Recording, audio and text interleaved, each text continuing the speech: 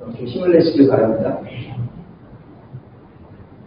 사실은 한때 화두가 목적이었던 때가 있어요. 목적, 그렇죠?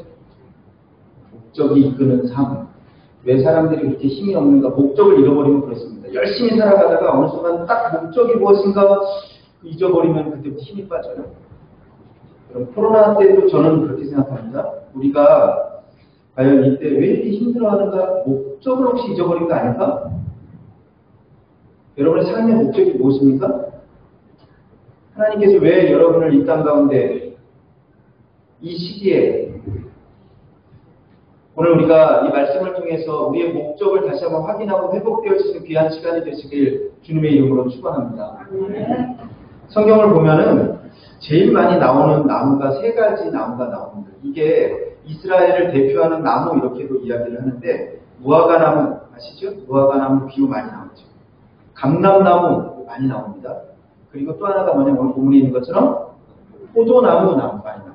물론 그 외에도 나무 뭐 백향목도 있고 여러 가지가 있지만 사실은 이 세 가지가 가장 많은 이스라엘을 대표하는 나무는 무화과, 감람나무, 포도나무 이렇게 우리가 이야기합니다. 모든 나무는요, 나무가 있고 줄기가 있고 열매가 있습니다. 오늘 본문을 가리켜서 우리는 포도나무의 비유라고 얘기합니다. 왜 하필이면 포도나무였을까? 저는 곰곰이 생각을 합니다. 오늘 1절 말씀에 보면 예수님이 이렇게 말씀합니다. 나는 참 포도나무요, 아버지는 농부라. 5절 말씀에도 보면요, 나는 포도나무요, 너희는 가지라.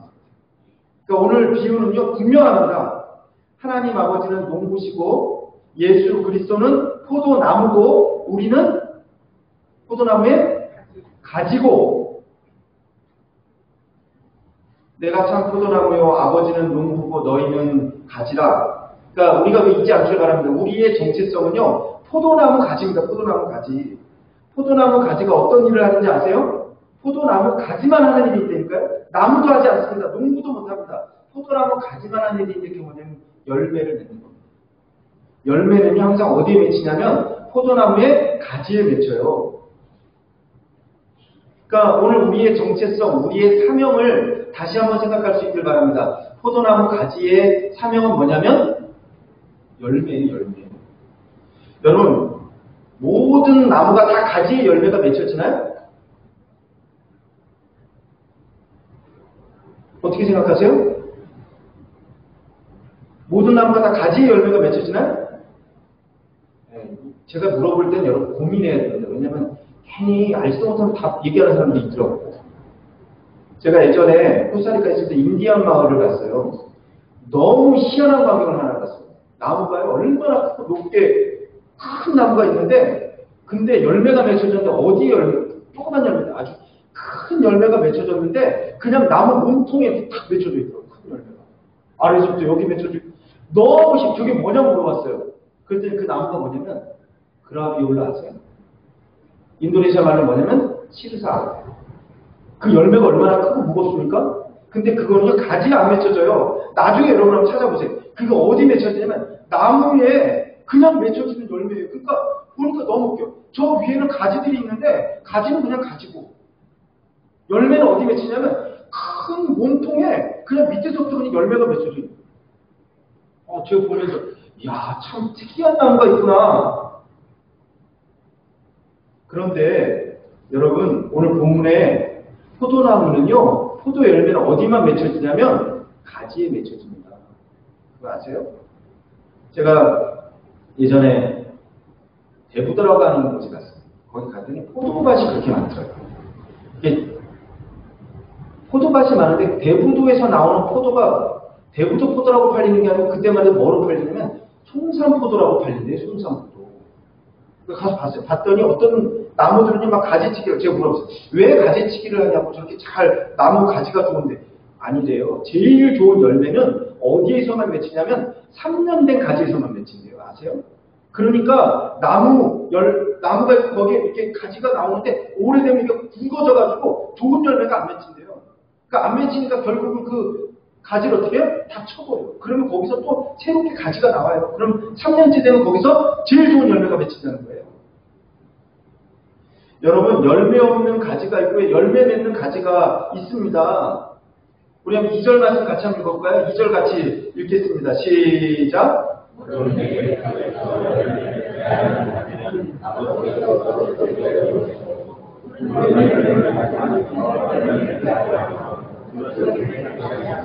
저는 오늘 본문을 보면서 그런 생각, 왜 하필이면 포도나무 비유로 하셨을까?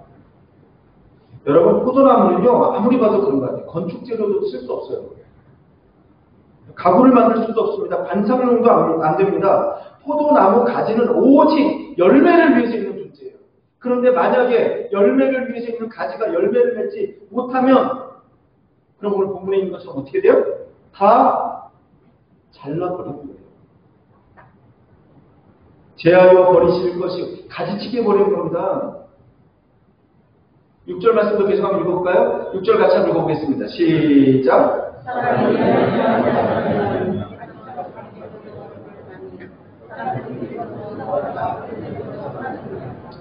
열매 없는 가지는 결국은 잘려서 밖에 버려져 불쏘시개가 됩니다. 이게 포도나무 가지입니다.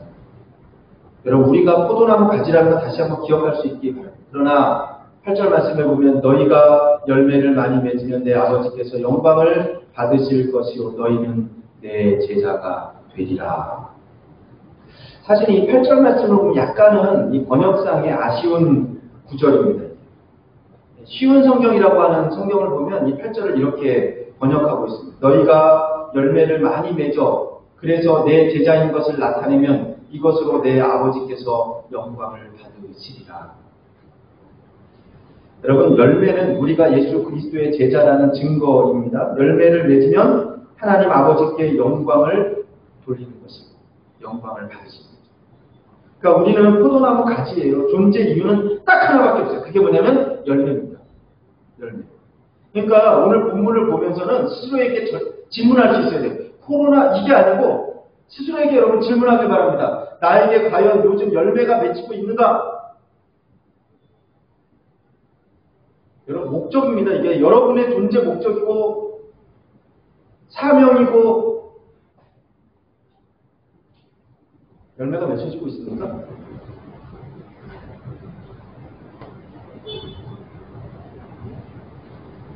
오늘 하나님께서는 가지된 우리가 열매 맺기를 원하십니다. 사실 오늘 본문에 보면 열매를 맺는데 그냥 열매를 맺어라, 많이 맺어라 이게 아니고 열매를 세 가지 아주 강조점이 딱 주어지고 있어요. 첫 번째, 열매를 맺는데 더 맺기를 원하세요. 열매를 더 맺기를 원해요.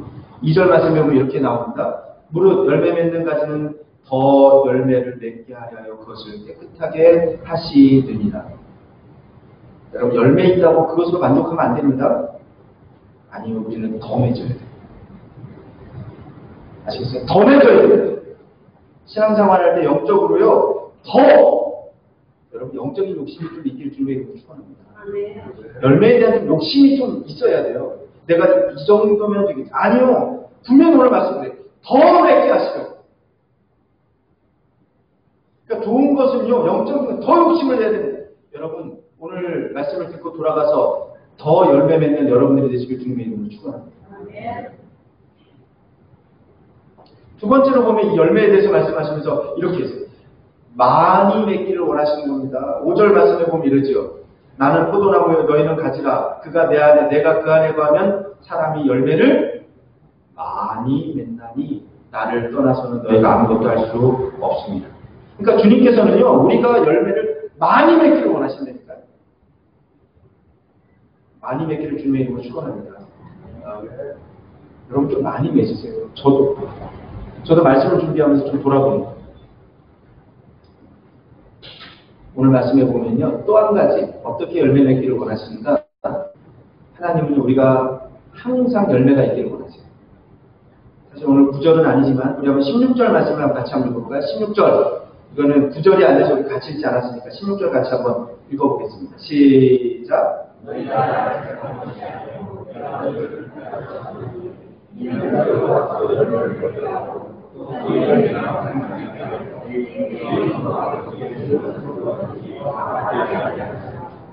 열매가 항상 있게 하여.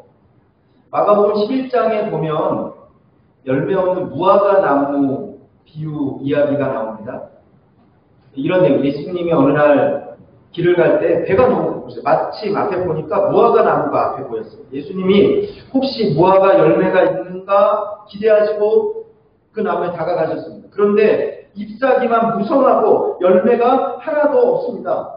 예수님께서 즉시 그 무화과 나무를 저주하셨어요.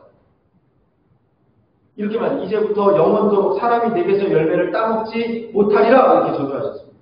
그랬더니 성경에 보면 그 나무가 뿌리째 말라버렸어요. 그런데 더 이상한 건요. 그 뒤에 이렇게 나옵니다. 그런데 그때는 무화과의 때가 아님이라 그랬습니다. 그러니까 과일은 계절이 있잖아요. 계절이. 그때는 무화과의 때가 아니었습니다.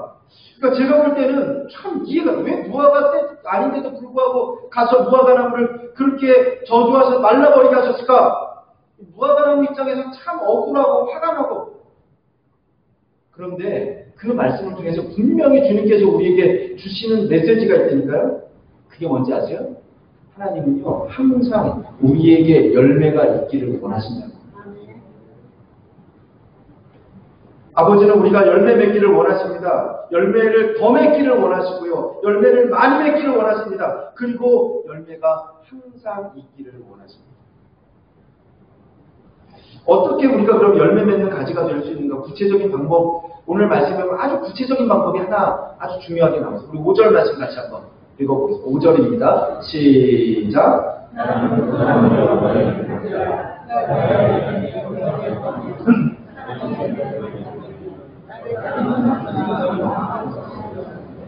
그렇지요. 열매를 많이 맺으려면 가지가 나무에 붙어 있어야 됩니다. 우리가 꼭 예수 그리스도에게 붙어 있어야 됩니다. 그래야 능력이 나타나죠. 열매는요 절대 우리의 능력으로 나타나는 것이 아닙니다. 나를 떠나서는 너희가 아무것도 할 수 없습니다. 이게 오늘 우리 신앙고백이에요. 나를 떠나서는 너희가 아무것도 할 수 없습니다. 가지는 반드시 나무에 붙어 있어야 됩니다. 그러면 열매를 맺을 수 있어요. 이게 바로 가장 중요한 원칙이에요. 오늘 우리가 열매가 있는가? 그리고 가장 먼저 점검해야 될 게 있어요. 가지가 지금 나무에 온전히 붙어 있습니까? 내가 지금 예수 그리스도께 온전히 지금 붙어 있습니까? 그럼 7절 말씀 계속 한번 볼까요? 7절 같이 읽겠습니다. 시작.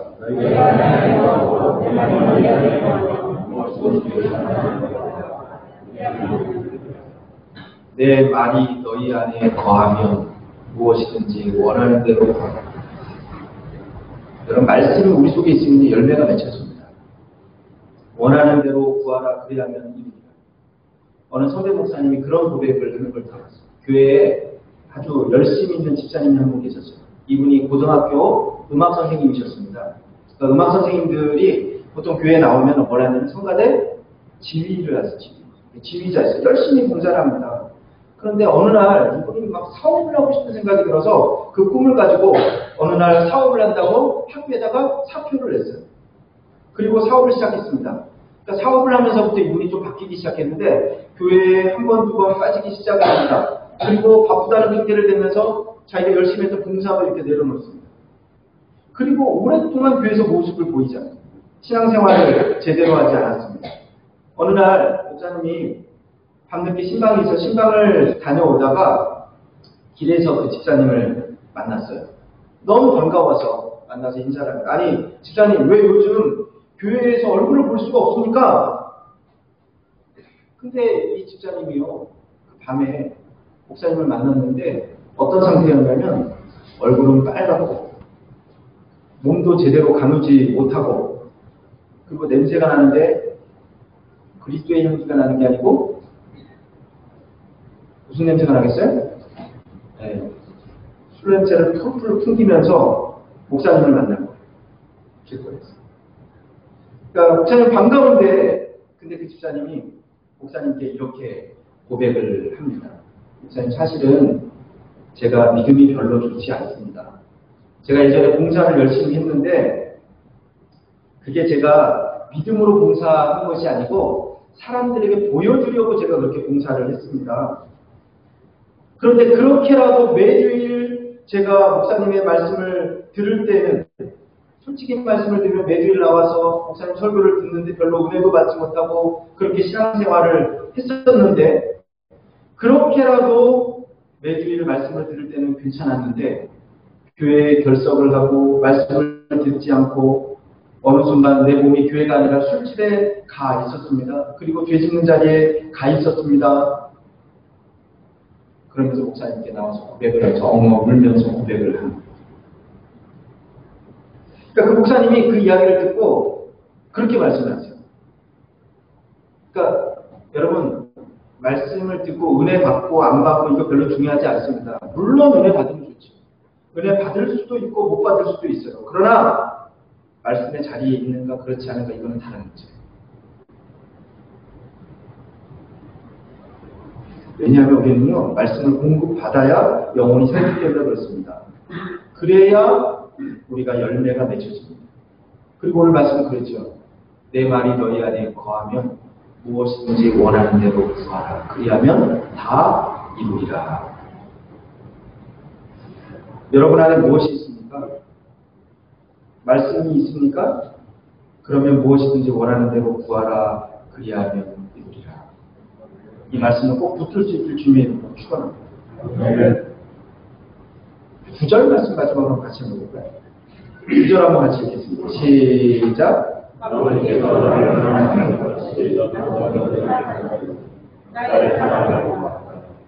명령입니다. 나의 사랑 안에 거하라. 그러니까 주님의 사랑 안에 거할 때 우리가 열매를 많이 맺을 수 있습니다. 10절 말씀에 보면 이렇게 나옵니다. 내가 아버지의 계명을 지켜 그의 사랑 안에 거하는 것 같이 너희도 내 계명을 지키면 내 사랑 안에 거하리라. 어떻게 우리가 예수님의 사랑 안에 거할 수 있는가? 예수님의 계명을 지킬 때 주님의 사랑 안에 거하게 됩니다. 그럴 때 우리는 열매를 맺을 수 있습니다. 오늘 말씀은 우리에게 분명히 얘기합니다. 예수님은 참 포도나무요, 아버지는 농부라. 우리는 가지입니다. 가지가 아무것도 아닌 것 같지만 가지인 저와 여러분을 통해서 맺혀지는 놀라운 것인데 그게 바로 열매입니다.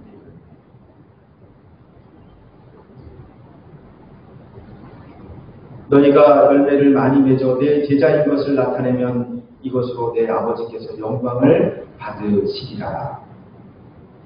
그리스도의 제자인 것을 보여주는 증거가 열매이고 그 열매를 통해서 하나님이 영광을 받으십니다. 오늘 우리의 삶을 다시 한번 점검할 수 있기를 간절히 소원합니다. 내가 내 삶의 자리에서 과연 열매 맺고 있는가? 열매를 더 맺기를 원합니다. 열매를 많이 맺기를 원합니다. 항상 열매가 있기를 원합니다. 그럴 때 하나님께서 우리의 열매를 통해서 영광 받으십니다. 다시 한번 기도하겠습니다. 좋으신 하나님 감사합니다. 오늘도 우리를 주의 저로 말씀 앞으로 인도하여 주셔서 감사합니다. 하나님 이 땅 가운데 살아가며 순간순간 목적을 잊어버리지 않게 하여 주시옵소서. 우리의 본분을 잊지 않게 하여 주시옵소서. 나는 참 포도나무요 너희는 가지라. 오늘도 가지된 우리가 우리의 삶 속에 귀한 열매들이 맺혀지기를 소원합니다. 우리에게 은혜를 허락하여 주시옵소서. 예수 그리스도의 이름으로 기도드리옵나이다.